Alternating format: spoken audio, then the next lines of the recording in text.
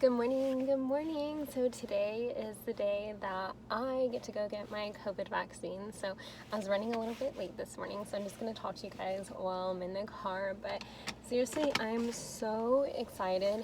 So my hospital is a county hospital, and I literally did not think that we were going to get the vaccine this soon. So they were telling us like, oh, you're going to get the vaccine mid-December. And in my head, I was like, no, this is county. Everything they say takes like 3-4 more months to actually happen, sometimes even like a year or 2 years, considering a new clinic that we're supposed to have. I literally almost wanted to cry because I feel like this is the beginning to the end of freaking doomsday.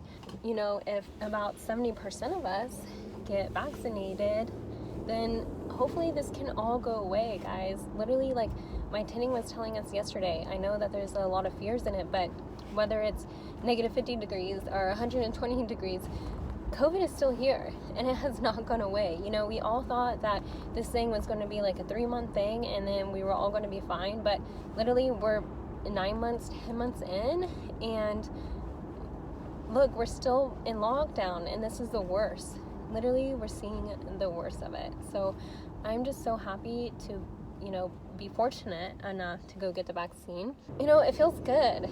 I feel like this is the beginning to opening our lives up again. Well, I'm on my way to the hospital, and I actually got up at 5:30 today. It is 6:46 right now, and there's like no traffic at all, so that's nice.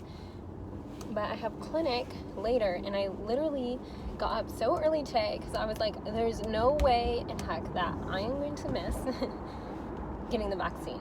And there's only so many, so there should be enough vaccines for everybody that wants it in tier 1 and tier 2. So I'm hoping that we're beating the line. Well, okay, I'll see you in a little bit. Well, I made it here early enough to actually get resident parking. Wow, I don't actually have to go run around for like an extra 10 minutes looking for parking. So this is a nice accomplishment for today. I don't know if this is going to be like Black Friday 2.0. I see a lot of people coming in, and I know that that's mostly just for a shift change, but I guess we'll see what it's like when we get in there. And the sun is rising, and it seriously looks so beautiful. Okay, so there's the hospital. Let's go.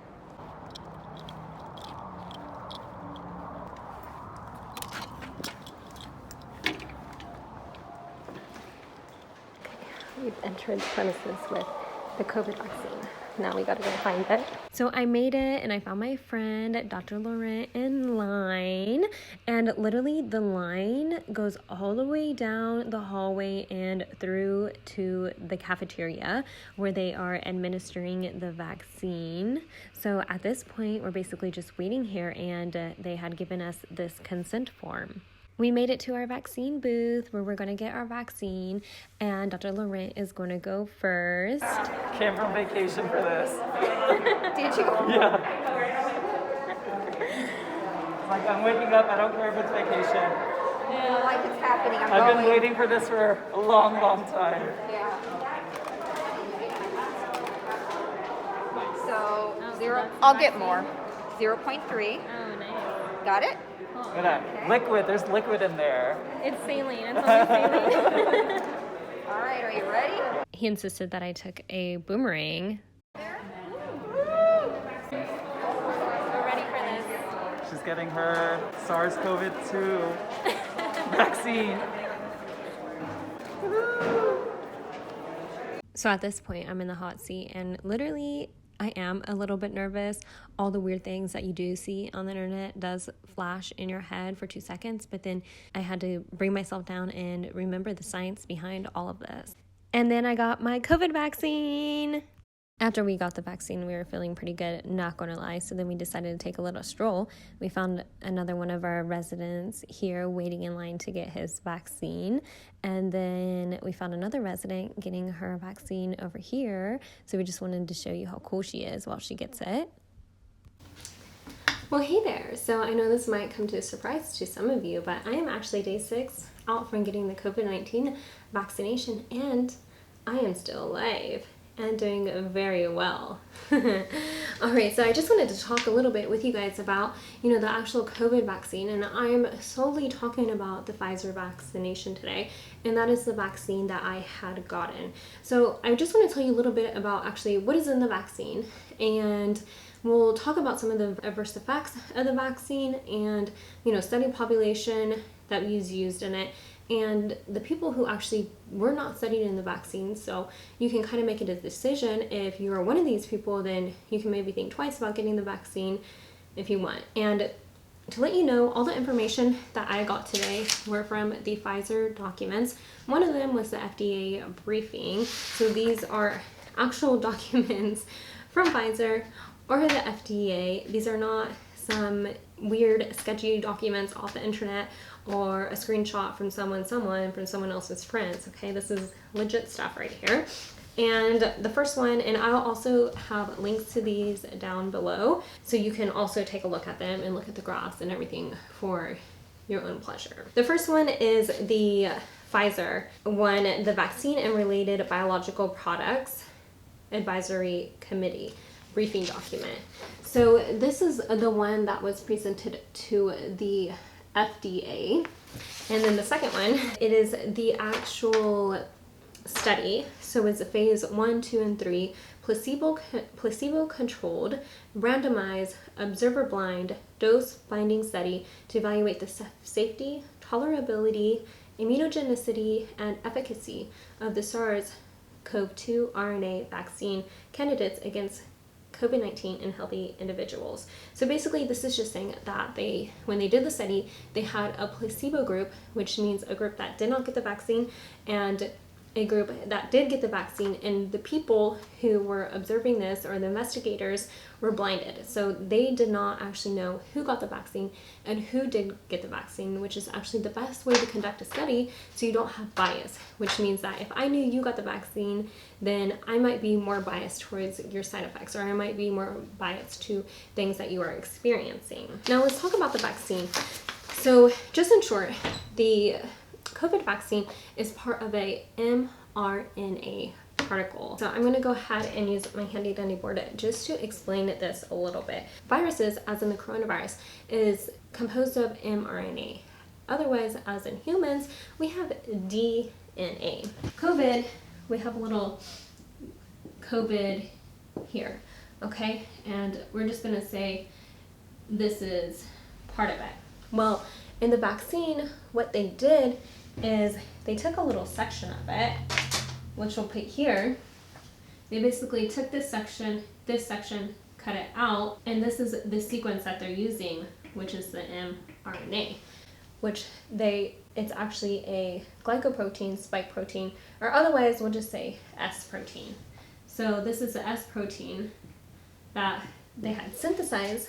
Thankfully, we have this kind of technology, and due to all the very smart scientists and the money, we could actually conduct this study in such a efficient time, in a very muchly time of need. So they took this mRNA spike protein, so we're just going to say it looks like that, and they injected into the person. So this is the person, they inject it here, and once it gets into that person, it makes a response in the immune system. So what happens? So we have the cell, and the little particle makes its way into the cell. And when this happens, basically this is like a house alarm system going off in your own body. And after that, this cell basically knows like something is not right here, and we have to fight against it. And we do not recognize this. This is not us, and this is something else. So what it does is it produces basically a particle, or so a particle that's known, and this particle will have antibodies produced, and T cells, which are cytotoxic T cells, as well as CD4 cells, which are helper cells. and which will also give off to cytokines, which is like the taxi system of our body, which will basically go around and alert everyone. Or you can say like the police cars of the system. They go around and they put on their sirens and are like, something's happening and we need more help from other people, which is going to be like your white blood cells coming in, making more antibodies, more T cells, more CD4 T cells, and now these are in your system, and your antibodies are going to stay in your system for a long time, or at least they should. Sometimes we do see antibodies decrease over time. So now what's going to happen when you get this nasty little COVID coming into your body, okay, the full sequence here comes in and it just swarming around in your body, tries to attack you. These here are all going to come in and say, no way, get out, we are going to kill you. A little bit of a science class for you. Let's actually get into this vaccine and what these two documents that I had read actually show us. I know there's a lot of questions. I know there's a lot of misinformation in the public about the vaccine, about COVID. All of it is, I think, a huge mess. Let's just talk about a couple things first. So when they did this vaccination, they did 3 different phases. The first phase was part of within the same study, but they did a smaller group of people to see how the vaccination worked. And that first phase, they were able to actually get all the information from these people for up to 4 months. The next study that had the first, second, third phase was actually a much larger study. They were able to get some people up to 2 months, some people up to 1 month. The hopes was to get most of the people up 2 months in this study, which can at least show some of the adverse effects. But to let you know, that is literally all we have. Whatever information they put out was up to around November 14th or something, which is actually in this document. So what we know as of right now, and with the information that we have, is up to that time period.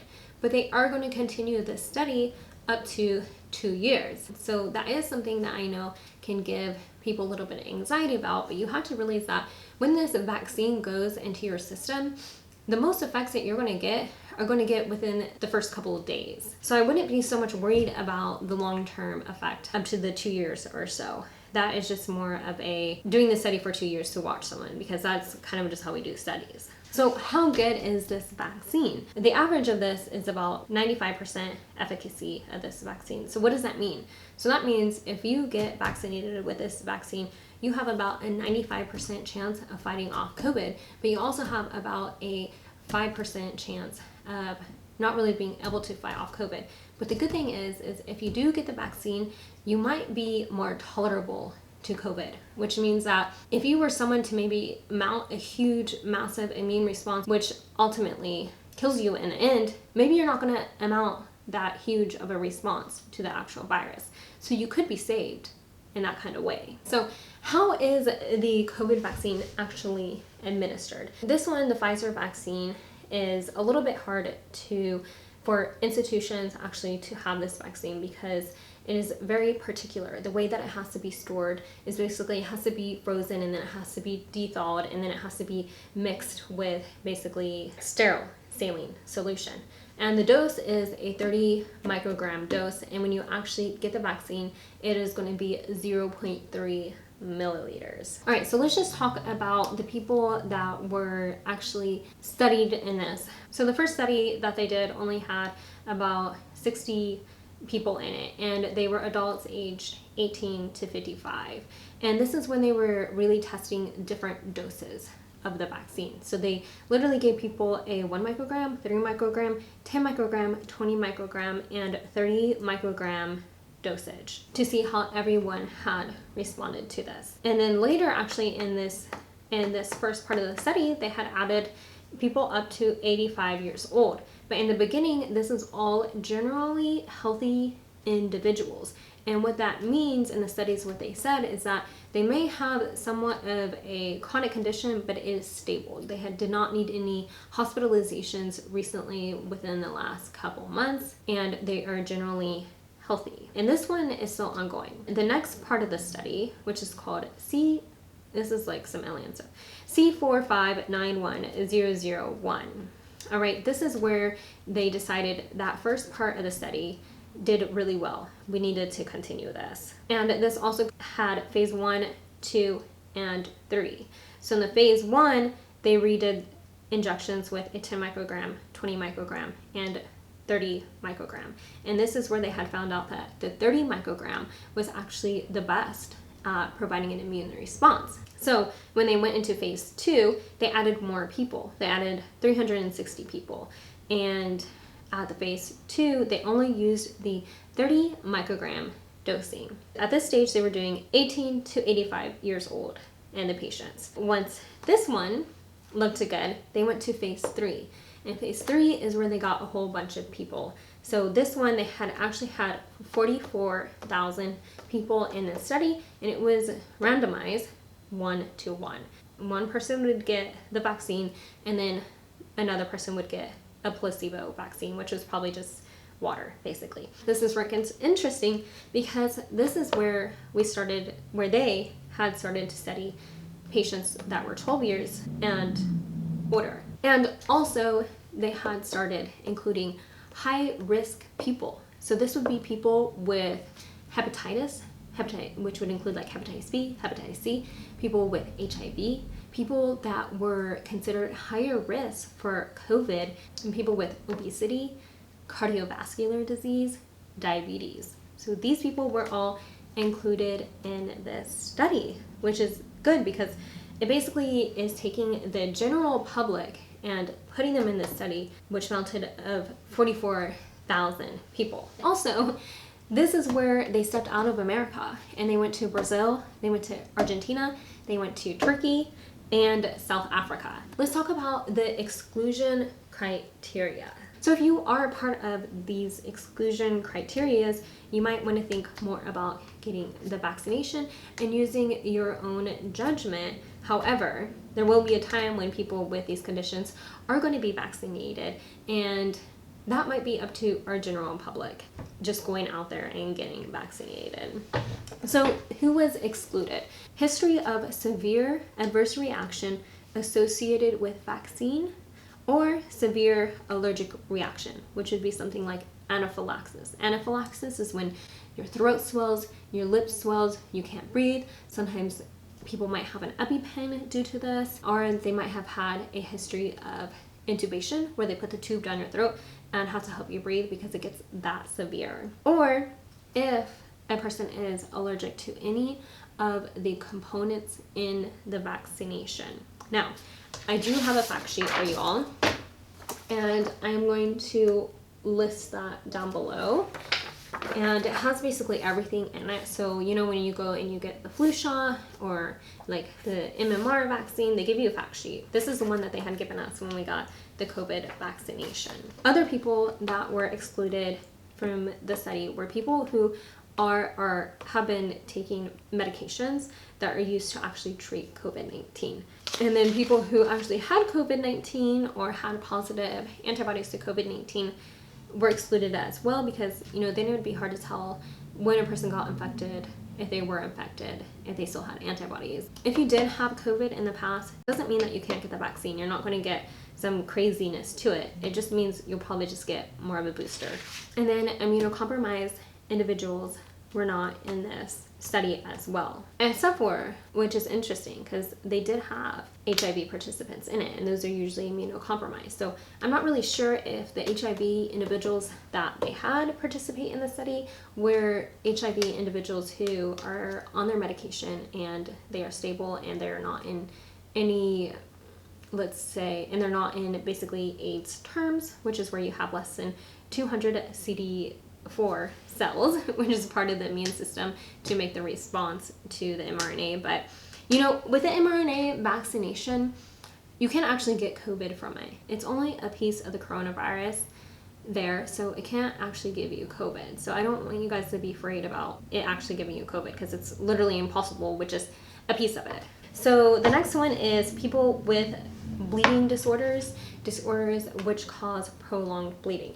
Now, I don't really see how the mRNA particle is going to cause you to bleed any worse, but they just did not have people do it just because I guess they were afraid, which it says here, in the opinion of the investigator, contraindicates intramuscular injection. So by that they mean that you would get the vaccine and then bleed a lot. So they just did not want to have that problem. And then the next one is women who are pregnant or breastfeeding were excluded from the study.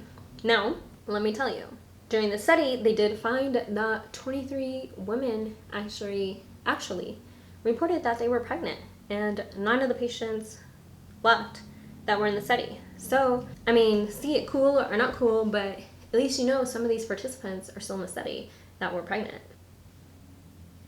And also, while they were doing the study, they had told the people to be on contraception. But, you know, in the time of COVID, babies are happening. Let's get into talking about the adverse effects. Yay, this is everyone's favorite. And then I will tell you the adverse effects that I actually have. Adverse effects to this vaccination were reported by the people. And the people actually had an e-diary that they were supposed to log if they did have any of these adverse effects.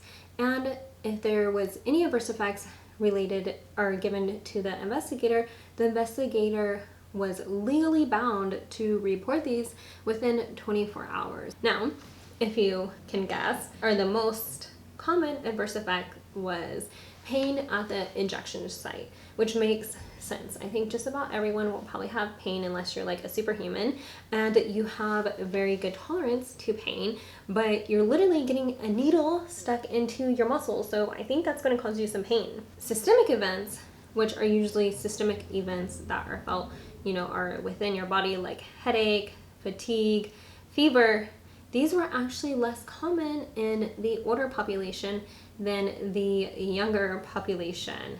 And most of these were mild to moderate within the first 1 to 4 days, and they usually resolved within 1 to 3 days. Now, which were their most frequent systemic adverse events? So mostly was fatigue, headache, chills, muscle pain, fever. Now, talking about the adverse effects, just looking at them between the people who actually got the vaccine and the people who didn't get the vaccine, we're seeing that the people who got the vaccine in the younger group, 41% said they had an adverse effect compared to 22% in the placebo, versus older people had reported adverse effect up to 25% versus placebo 22%. So basically it was kind of the same, and deaths that did happen in the study were not actually attributed to getting the vaccination. And if anyone did get COVID, this was not actually attributed to an adverse event, because getting COVID, you can still get COVID within so many days before they know that the titers are up in the system. Then they counted it just as a COVID infection. Something pretty freaking interesting is after people got the COVID vaccine, after about 7 days and they started getting those antibody titers increasing in their system, you can see the difference between the placebo group who continued to get COVID compared to the group that got the vaccine. The line actually went pretty flat afterwards. So it definitely did flatten the curve in this case. So I'm going to go ahead and show you this. Basically, you can download the documents and see it for yourself. This is page 58. So you can see this is the curve of the people who got the COVID vaccination, and this is at day 7, and these are the people that did not get the COVID vaccination. So imagine that. Like, this is crazy, because that is showing how much this could work in our communities. So let's get back to what we were actually talking about, which we were actually talking about the adverse effect profiles in these people. Now, they have another very good kind of graph in this study in the briefing document, and it is on page 46. I like this because it shows you the difference between the people who got the vaccine and who didn't get the vaccines, and the adverse effects comparable, because there is people that did die in both of these studies. However, as you'll find interesting enough, it was more in the placebo study. You can't really say that some of these adverse effects actually happened from the vaccine. So a person who died from a myocardial infarction, you can't really be like, he got that MI from the vaccine, because it could have happened maybe anyhow. Let's just go over them. I'm going to go ahead and hold this up to the camera and we can go over it. Okay, so in the event, we can see that there was 5,770 people versus 2,638. Now, what they said was related to the COVID vaccination was 4,484 and 1,095 in the placebo group. So, severe reactions were 240 in the COVID vaccination and 139 in the placebo group. Life-threatening events were 21, in the COVID group and 24 in the placebo group. So there was actually more in the people who did not get the vaccine. So can you really say that getting the vaccine is going to prevent you from a life-threatening event in your life? No, you can't, because some of this might have happened anyhow, right? So that's why it's hard with some of these studies. Even though you see this number, 21 people life-threatening event, but 24 without the vaccine, it's weird, you know? So you have to take that with a grain of salt. Okay, so here we go. Any serious life event. Related was 4. 0, of course, was here because you can't really relate not getting anything, getting water into your system as being an event. So they did think 4 of them were there. And severe, they said, was 75 or 71 in the COVID group and 60 in the non-COVID group. So, which goes into 0.3%, 0.3%. So pretty much the same. And life-threatening event, again, pretty much the same here. And then we here go to any adverse event leading to withdrawal. So these are the people who actually left the study because they got an adverse event that they thought was so bad they had to leave, and they basically didn't want to maybe go with the second dose or not. The amount that they thought was related to the study was 16 in the COVID vaccine and 9 in the non-COVID vaccine, which sometimes kind of doesn't really make sense, but maybe they thought it was related to just getting the injection. Maybe people just had too much pain there. But this is all me saying this. This doesn't actually say in the study, like, oh, what did these 9 people have that didn't actually get the vaccine, that they didn't want to come back. Severe, they had a severe reaction, 13 in the COVID vaccine, 9 in the non-COVID vaccine. So, and life-threatening event, 3 in the COVID vaccine, 6 in the people who only got the placebo. Like, what? So you can kind of say, like, maybe they had a very serious event in their life that led them to leave the study because they thought it was from the COVID-19 vaccine. Where only 3 in the COVID-19 vaccine left due to life-threatening event. So it's weird, right? And then deaths. Only 2 deaths in the COVID vaccine group, and 4, nearly doubled in the placebo vaccine, or the placebo group. So that's pretty crazy. You can't say, like, if you don't get the vaccine, you're going to die. You know what I mean? Like, you have a 50% more chance. All right, so I really hope that made sense, because there's just some things that you cannot say. Getting the vaccine versus not getting the vaccine led you to get X. You really have to look into, did this really make this happen?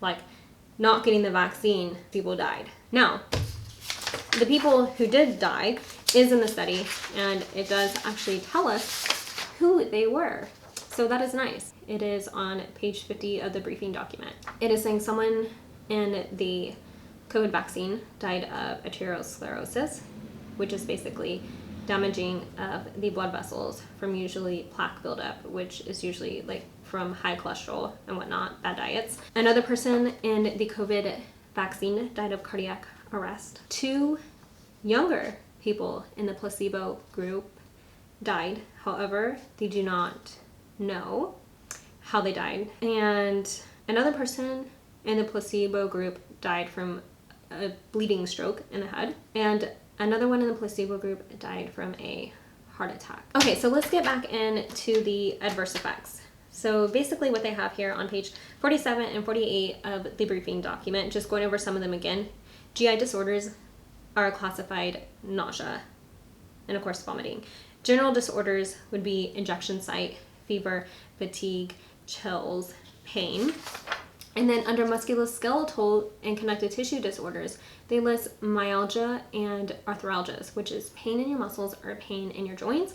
And then under nervous system disorders, they have headaches, which I actually thought when I'm looking at the nervous system disorders, 4.2% versus 2.1% in the placebo group, I didn't realize that could include headache, because I've been looking for some of these crazy neurological diseases that people are putting out there on the internet. I was hoping to find them in this document, but I did not actually find them here. To also realize that you can actually also get lymphadenopathy, which is swelling of your lymph nodes. Some people might have felt them in the armpit area or their neck or at their clavicles, which is likely because your immune system is trying to ramp up the system to actually have an effect and make antibodies from the vaccine. Now, what I will tell you, because I did not see anything about Guillain-Barré, otherwise GBS. However, when I did get the questionnaire to take the COVID-19 vaccine, there was a question in here that says, do you have history of Guillain-Barré syndrome, a severe paralytic illness, which that is exactly of, and it is here. And of course, if you answered yes, then you would have to consult with your doctor. I can go ahead and tell you the other ones that they make you say yes or no to. Have you ever had a severe allergic reaction to previous dose of flu vaccine? Have you ever had severe allergic reaction to any component of the flu vaccine? Do you have a fever or acute illness at this time? And for females, are you currently pregnant? If you answer yes to any of those, then they refer you to see your doctor before you can get the vaccination. Also, just a note, in here it does say that the ones that showed life-threatening events, a lot of the people had appendicitis, right? And there was actually more appendicitis in the placebo group than in the vaccination group. So you cannot say not getting the vaccine is going to make you have appendicitis, right? That's why some of these adverse effects are just kind of confusing and can be confusing to the general public if you don't really know how to read them. I found this interesting because I could not, like I said, I could not find anything for GBS.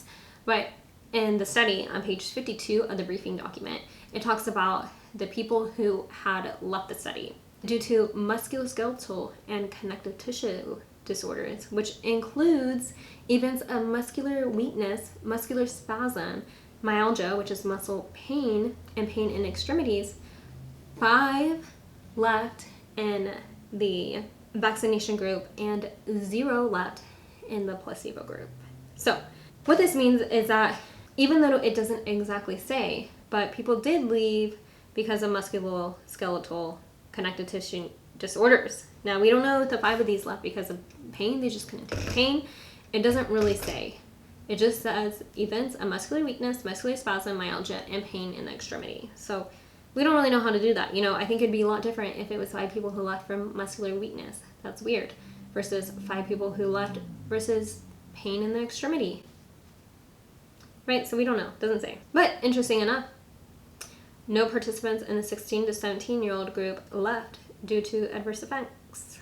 So that's nice. I hope some of that at least helped you to make a little bit more of a informed decision. And just remember that I will put the links to these documents before. They are very lengthy and can be a little bit hard to read, I think. I tried to take out the most important things for you, but before I tell you a little bit about my side effects, remember that if you like what you saw today or hear, if you like medical stuff, sometimes I put some beauty stuff on here, then please remember to like and subscribe. Basically what happened to me after I got the COVID vaccination is after I got the shot, I did have pain in my arm, which, I pretty much thought I would. Sometimes I think it depends on how you feel that day. And if you really needed to, you could self-medicate before with like Tylenol or ibuprofen. If you do take ibuprofen, you might be more willing to bleed in the site though, or bruise afterwards. I did actually get a little tiny bruise. I don't know, you probably can't really see it, but it's there afterwards because I had like a tiny bit of bleeding. Then about, let's say like 6 hours later, I went for lunch and I was making my way to, that day I was in the orthopedics clinic, and all of a sudden I got some cramping in my stomach, and it was like that kind of cramping that you might not make it to the next room in time. Yeah, so I did get diarrhea. I took Pepto-Bismol afterwards, and that really helped me. And I had that feeling uneasiness in my stomach for about 24 hours, I'd say. I was still able to eat, but I did also experience a little bit of nausea. Now, I can tell you also that pretty much a lot of us got vaccinated. A lot of us. And I'm so thankful for our hospital for letting us do that, because I know some residents, medical resident doctors, are not being vaccinated, and it is causing a whole uproar. And I hope that they do get the COVID vaccine, because I know there is a lot of resident doctors that are taking care of COVID patients. To continue, some of my other colleagues, I can tell you, also had nausea and vomiting. At least 2 that I can tell you that had experienced. One of them had vomited multiple times and had to take some medications. And the other one, I'm not sure if she did take medications, but she was feeling pretty nauseated throughout the day. Another resident did say that when he went to sleep, he felt like he had a lot of chills. I know I experienced fatigue for about 2 days. And another resident, she just had the fatigue, like she felt very tired, and she had, the pain, of course, at the site. But just about everyone said that they had pain here at the site that I know of. So I think it's a little bit higher than what they experienced here. I would think, like I'd say, I would think just about 100% of people, unless you're like superhuman, would have pain in the area. Overall, now I feel great. I'm 6 days out. The most of what I would expect to have an adverse event should have already happened by now. So that's pretty good. But I don't know if I mentioned earlier, you are expected to have worse adverse events with subsequent dosing. So I'll go ahead and put an update after I get my second dose of the vaccine. And just to let you know, when you get the second dose, it is 21 days after the first dose that you're supposed to get it. And then your antibodies should be showing pretty well up to 7 to 14 days after you get that second dose. But after your first dose, as you've seen here in the study I explained to you, after about 7 days, the body seems to be reacting pretty well to COVID. Thank you all for watching. I hope that maybe just giving the information that I gave you can help you make a better decision on getting your COVID vaccination. And just remember, I only explained the Pfizer vaccination here, and that is the vaccine that I had got. All right, you all stay safe out there. Bye-bye.